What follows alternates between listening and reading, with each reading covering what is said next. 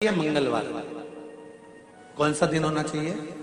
जम के बोलो जरा, मंगलवार समर्पित करो।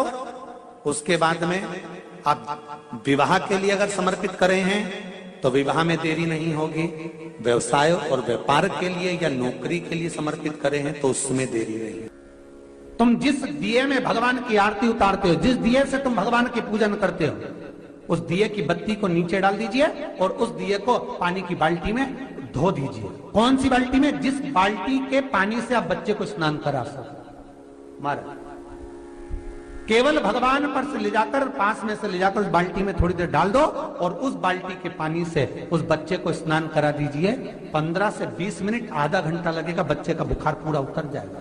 इतना विधान है दीप का। जब आप पशुपति व्रत कर रहे हो या कोई नियम धारण कर रहे हो या कोई आपने नियम उठा रखा है और वो कार्य आपका हो ही नहीं रहा, आपने 2 बार पशुपति व्रत कर लिए, आपने ये कर लिया, आपने प्रदोष कर लिया, आपने सोमवार कर लिया, आपने सारे अनुष्ठान कर लिए, बहुत सारे उपाय भी करे तो भी नहीं हो रहा है, तो इस बीच वाली पत्ती पर शहद लगाकर बाबा का जो शिवलिंग है उस शिवलिंग को इसको छुआ दीजिए या उससे चिपका दीजिए और उस पर अपनी हथेली रखकर कामना कर कर वापिस घर को आ जाइए।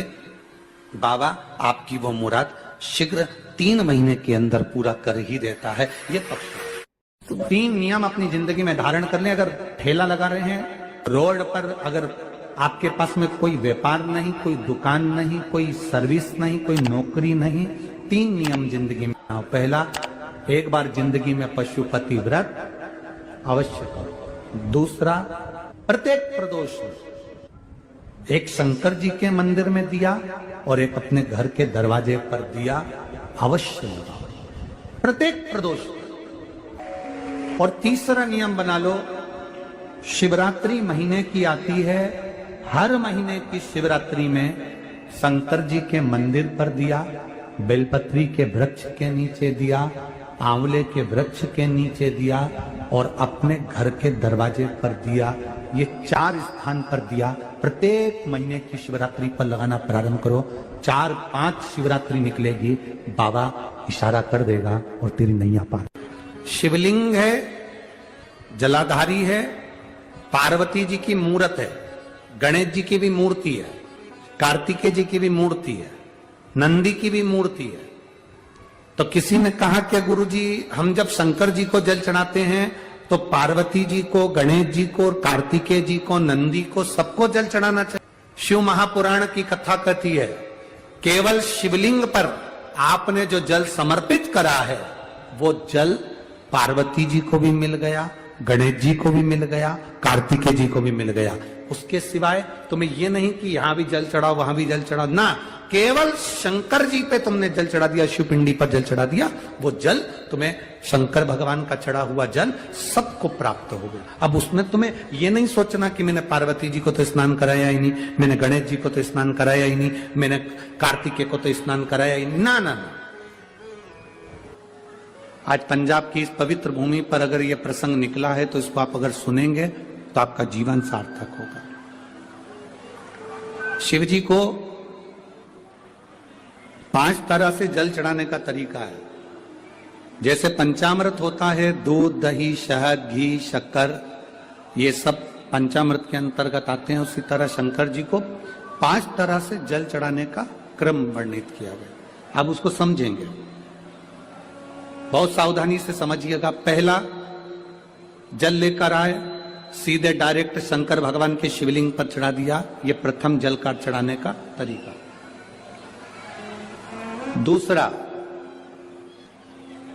जहां से पानी बहकर जाता है, जहां से जल बहकर जा रहा है, उसके ठीक विपरीत जल उत्तर में जा रहा है, आप दक्षिण में खड़े होंगे और दक्षिण में खड़े होकर उत्तर की ओर मुख करेंगे और शिव जी को जल समर्पित करेंगे। ये रोग मुक्ति करने वाला है और हमारे रोग पर हमें विजय प्रदान करने वाला है। ये जल चढ़ाने का तरीका। एक, सीधे मंदिर में गए, लोटा भरकर जल उठाया, शिव जी को चढ़ा दिया।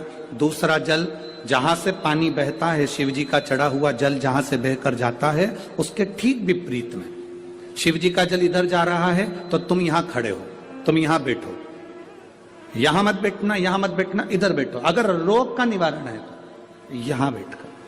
तीसरा, अशोक सुंदरी से जल चढ़ाते चढ़ाते शिवलिंग तक लेकर जाना और शंकर भगवान के शिवलिंग पर पूर्ण जल समर्पित करना। यह तीसरा तरीका, यह कार्य की सिद्धता के लिए। हम जब किसी से आस ना लगाकर परमात्मा से विनती करते हैं तो वो विनती करने का तरीका। तीसरा। चौथा, शिवजी पे चढ़ा हुआ जल 5 जगह पर समर्पित करना। गणेश जी, कार्तिकेय, अशोक सुंदरी, शिवलिंग और जलाधारी। ये चौथा क्रम है। और 5वां जल समर्पित करना।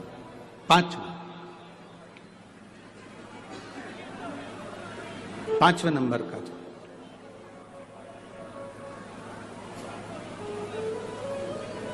शिव जी को 5 नंबर का जो जल आता है, जो जलाधारी है, ऊपर जिसमें पानी भरा रहता है और नीचे एक एक बूंद टपकता रहता है। जलाधारी में जल समर्पित कर कर उसी जल को बचाकर अशोक सुंदरी वाली जगह पर थोड़ा सा चढ़ाकर उसी में से जल शिवलिंग पर जब हम समर्पित करते हैं तो हम जिस कार्य के लिए जा रहे हैं वो कार्य सफल हो। धतूरे का जो पुष्प है उसको 2 जगह पर समर्पित किया जाता है। अशोक सुंदरी के स्थान पर जो खिला हुआ भाग है उसको इस तरह से रखते हैं कि शिवलिंग की ओर उसका खिला भाग जाए, और डंडी का भाग इधर गणेश जी, कार्तिकेय जी और 33 कोटि जो देवी देवता हैं उस ओर उसका भाग जाए। एक। दूसरा, शिवलिंग पर जब हम धतूरे का पुष्प समर्पित करते हैं तो उस फूल का खिला हुआ जो भाग होता है उसका मुख हमारी ओर होना चाहिए। बहुत अंतर है महाराज। कनेर का पुष्प इससे विपरीत में चलता है। कनेर का जो पुष्प होता है उसकी डंडी का मुख हम अपनी ओर रख लेते हैं और खिला हुआ भाग महादेव की ओर कर देते हैं। जिसका व्यापार ना चले, व्यवसाय ना चल रहा हो, बहुत ज्यादा कष्ट में जीवन निकल रहा हो और बहुत ही ज्यादा तकलीफ हो रही हो तो धतूरे को हल्दी में डुबोकर शंकर भगवान को 12 बजे समर्पित करें।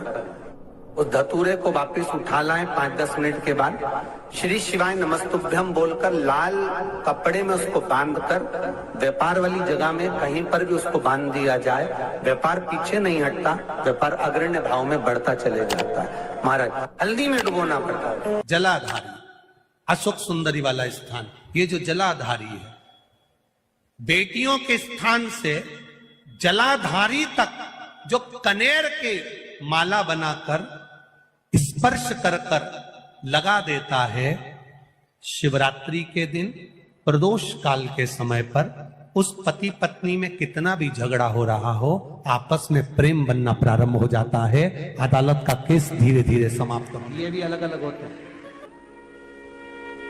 पहला दिया होता है पणाती दिया। मैं चैनल वालों से कहूंगा, अगर आपके पास में क्योंकि हमने पहले भी कथा में कहा कि जिस जिस जगह का स्मरण कराएं उस जगह का फोटो भी आप दिखाएंगे तो उसका आनंद कथा सुनने वालों को, ऑनलाइन वालों को मिलेगा। पहला होता है पणती दिया। ये पणती दिया मट्टी का दीप, जिस दीप के अग्रभाग को थोड़ा सा बड़ा कर दिया जाता है, उसको पणती दिया गया। ये पणती दिया जब भी भगवान के सामने लगाया जाता है तो इस दिए को सम्मुख में जब रखा जाता है तो दिए का जो लौकी मुख होता है वो अपनी ओर होना चाहिए। पणती दिए की जो लो है, बाती है, उसका मुख अपनी ओर होना चाहिए। विष्णु पुराण कहती है अगर इस दिए की बाती भगवान की ओर रहती है तो हमें तपन की अनुभूति होती है, पर इस दिए की बाती जब हमारी ओर होती है तो हमारे शरीर में कोई बड़ी बीमारी आने वाली होती है तो वो कट जाती है। पणती। विष्णु पुराण में दूसरा दीप कहा गया है निरांजन दीप।